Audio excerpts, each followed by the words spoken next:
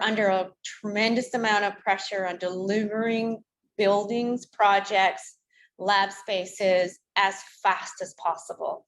And so the biggest benefit that I've seen is being able to deliver projects in a much shorter time frame than a traditional process.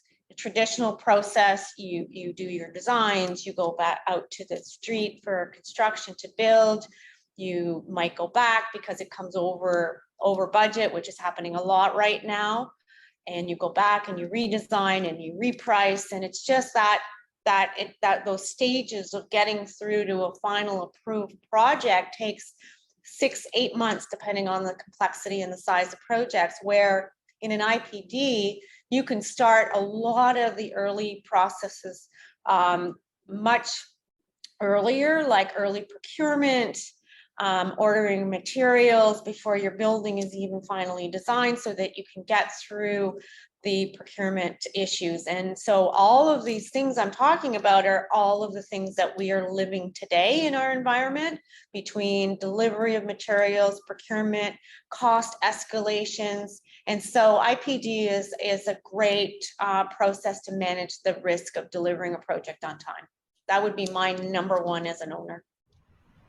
Go slow to go fast. The McLeamy curve visually depicts the relationship between the cost of making changes to a project and the stage at which those changes are made.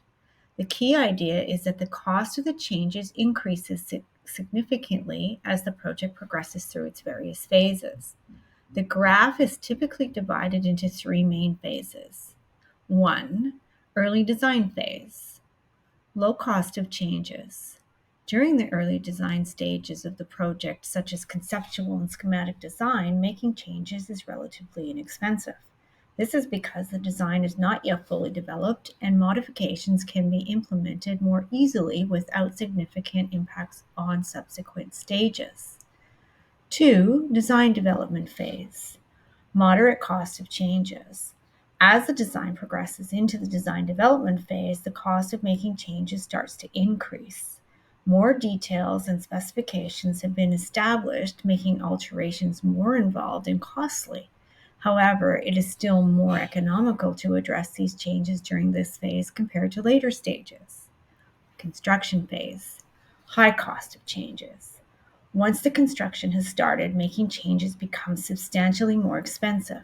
Changes at this stage often require rework, may cause delays, and impact various aspects of the project, leading to an increased costs and potential disruptions. The McLeamy curve emphasizes the importance of addressing design changes early in the project life cycle when they can be implemented with minimal impact on cost and schedule. The goal is to encourage thorough planning and decision-making in the early stages to minimize the need for modifications during later and more costly phases.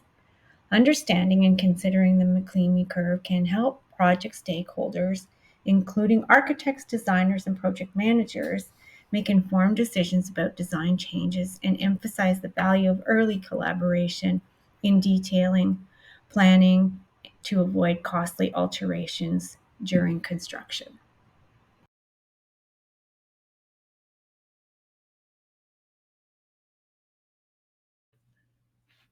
The early stages of a construction project present a prime opportunity to influence cost and design. By focusing on high-impact issues in the supply chain and employing collaborative approaches like target value design, teams can set the project on a path to success. Here's a breakdown of the key concepts. Early influence on costs and designs. Cost impact. Early decisions can have a significant impact on project costs by addressing supply chain issues and making informed choices from the start. Teams can avoid costly changes later in the project. Design influence. Early involvement allows for informed design decisions.